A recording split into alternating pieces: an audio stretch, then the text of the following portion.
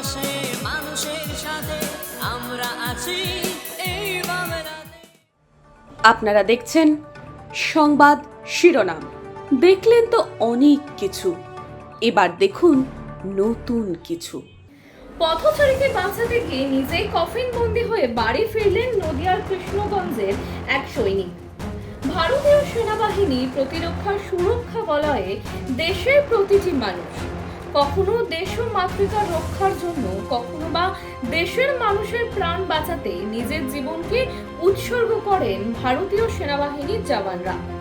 তেমনই এক ঘটনা ঘটল রাজস্থানী সেনাবাহিনীতে কর্মরত নদিয়ার কৃষ্ণগঞ্জে চৌগাছার অরুণ কুমার মল্লিকের সাথে। প্রত্যক্ষদর্শী সূত্রে জানা গেছে, ট্রেনিং করতে মহারাষ্ট্রের দিকে যাচ্ছিল সেনাবাহিনীর কর্মী ভর্তি গাড়ি। সামনে এক পথচারী ও লরি চলে আসলে ড্রাইভার গাড়ি এবং পথচারীকে বাঁচানোর জন্য সজোরে ব্রেক কষে। গাড়ির ড্রাইভার নিয়ন্ত্রণ হারিয়ে ফেললে সেনাবাহিনীর জওয়ানদের গাড়িটি উল্টে যায়। গাড়িতে থাকা সমস্ত সেনাবাহিনী আহত হয় এবং হাসপাতালে ভর্তি করা হয়। সবাই আহত হয়ে বাড়ি ফিরলেও অরুণ কুমার মল্লিক মারাত্মক দুর্ঘটনার শিকার হয়ে কেন্দ্রীয় হাসপাতালে দীর্ঘদিন ভর্তি থাকার পর না ফেরার দেশে যাত্রা করলেন। চৌগাছায় নিজের বাড়িতে কফিনবন্দি দেহ ফিরতেই পরিবারের সদস্যরা কান্নায় ভেঙে পড়ে।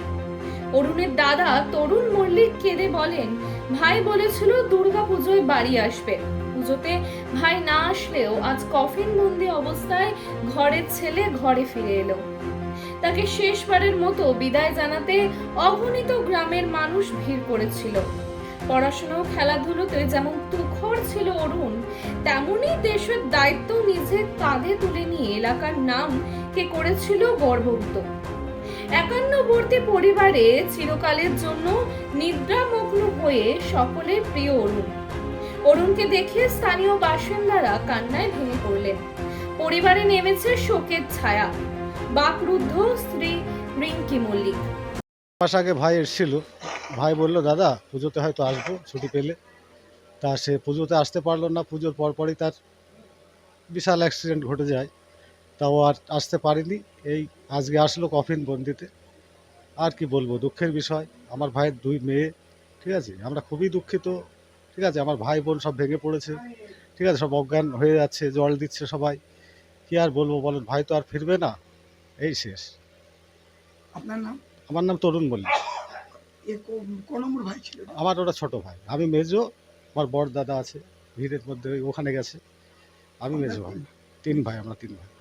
আপনাদের মধ্যে একমাত্র ভাই এই চাকরি করতো? হ্যাঁ, ওই চাকরি করতো। আমি কিছুদিন ভেবে করেছিলাম 4 বছর মতো, তারপর আমার চলে যায়, ঠিক আছে। আর দাদা ভাই প্রথমে আন্দামান থাকতো, বড়দা সোনার দোকান ফোকান আছে। পরিবারের পাশে দাদা হিসেবে কিভাবে দাঁড়াবেন? আমি দেখবো, এখন ভাই তো চলে গেল, তার মেয়ে ফেয়ে দুটো মেয়ে, আমরা যতটা পারি চেষ্টা করব, যতটা সাধ্য দেখার দেখবো, ঠিক আছে। কিন্তু আমাদের ফ্যামিলিতে কোনো প্রতিদ্বন্দ্বিতা জীবনে নেই, আর আশা করি আর থাকবোও না। ভাই তো গেছে, মেয়ে ফেয়েদের আমাদের গার্জেন হিসাবে দেখতে হবে। আর কি বলবো বিষয় বলুন, তাছাড়া তো আমাদের কিছু দুঃখের বিষয় আর কিছু বলার তো নেই। বলুন, দেখবো যতটা পারি আমরা দেখবো, ঠিক আছে। মানুষের পাশে মানুষের সাথে আমরা আছি এই বাংলাতে। আপনারা দেখছেন সংবাদ শিরোনাম। দেখলেন তো অনেক কিছু, এবার দেখুন নতুন কিছু।